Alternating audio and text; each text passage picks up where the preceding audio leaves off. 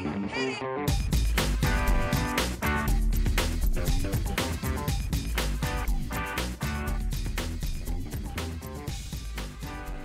morning, good afternoon, good evening, and welcome to today's Caffeine for the Soul. In the fourth installment of our five-part conversation, my friend Robert Holden and I explored life-work balance, and today specifically, we explore the relationship between time and balance, between how we approach life-work balance now and how that impacts the life-work balance we'll get to experience in the future. Enjoy. Now versus future is another big piece of the life-work balance puzzle. Yeah. Is that if I was only living for now, I think actually most people would find it quite easy.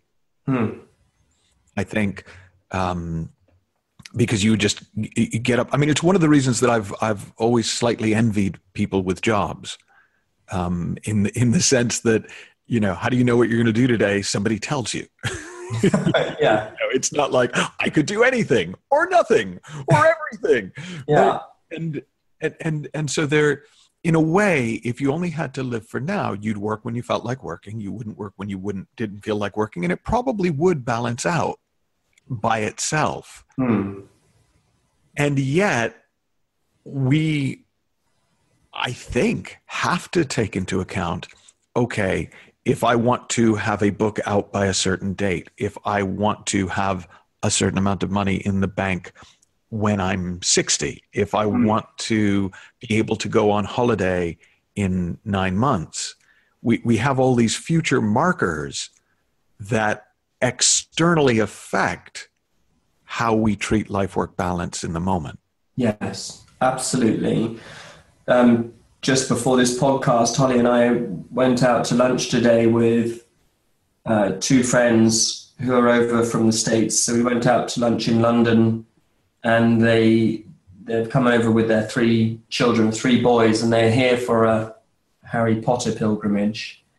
And, frankly, they're here enjoying a Harry Potter pilgrimage, enjoying a trip to London, quite simply because she had cancer last year and went through the treatment and has survived it very, very well. But that experience has absolutely influenced and informed the way they now work their now future balance. Yeah. And they are absolutely living. You know, they're more alive now than they were a little while ago. The cancer clearly got their attention, and they've dealt with it very, very, very well, very thoroughly, and have made some decisions around their now future balance. So where do you think at your best, at our best as humans, we find that? Because there's as we've talked, there have become more and more variables to take into account. In my mind, it's gotten more of complex. Like when we started, I thought, life-work balance. Now I'm like, oh crap. Okay. Life-work balance. Okay. So I got to get so there's the money thing. And then, okay. And, now there's the future present balance, and crap, cancer. Why, it's like, there's gotta be some way that you don't drive yourself nuts with this. Okay. Well, I think there's then another equation to consider. And this equation would be to call it a self-life-work balance. Ooh. Way to simplify by adding parts.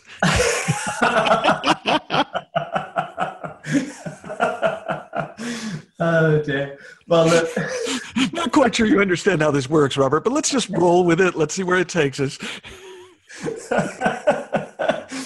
Well, the self-life-work balance for me is very, very important, because I have found that I can play roles in my life with my family, roles at work with my colleagues and with my clients that actually leave me out. And these roles, they're not bad. They're the roles actually that I want to play, like the provider, or like the leader, or like the coach, or like the teacher. I love all those roles. They're fabulous roles, but when those roles become fixed for whatever reason, when they become more habitual, I often find I've really just left myself out of my life and my work. And I'm telling myself that once things get better with my life and my work, then there'll be some space for me too. And I will be able to visit my yoga mat, and I will meditate, and I will make time for my art and my creativity, and I will pick up the guitar again and see if I can learn a bar chord. It's like I'll do those things. So I felt the real key for me was to make sure if I was going to have a self-life work balance, it was to have a daily spiritual practice. And my daily spiritual practice fundamentally is, I'll call it being time. It's being time. I'm not doing anything, and I'm not helping anybody, and I'm not in a role. I'm not a teacher. I'm not a writer. I'm not a coach. I'm not a candlestick maker. I'm not a butcher. I'm not any of those things. I'm in the miracle of creation, for goodness sake. And I'm in it. And I'm in it by just being with it. And that being time for me is something that I have to ease myself into. There's always some resistance to it. But when I'm with the being time, and I'm in the being time, somehow it makes everything else that's going to happen for the rest of the day a bit more gorgeous, a bit more lovely, a bit more interesting. And probably the key, therefore, is that being time helps me just to be more present. So it's like I'm more present to myself, so therefore I'm more present in my life. I'm more present to myself, therefore I'm more present with my work. If I'm in balance, I'm present with that. If I'm out of balance, hopefully I can be present with that too. And because I can be present with these things and therefore presence is one of those interesting things. It's, I know I often think it can sound a bit jargony, but I think it basically means to me to be not in reaction to. If I'm not in reaction to the imbalance, if I can just be with it and I can be with myself in that, then somehow I've got choices. There are choices there which will somehow restore some sort of a homeostasis when it really needs to happen.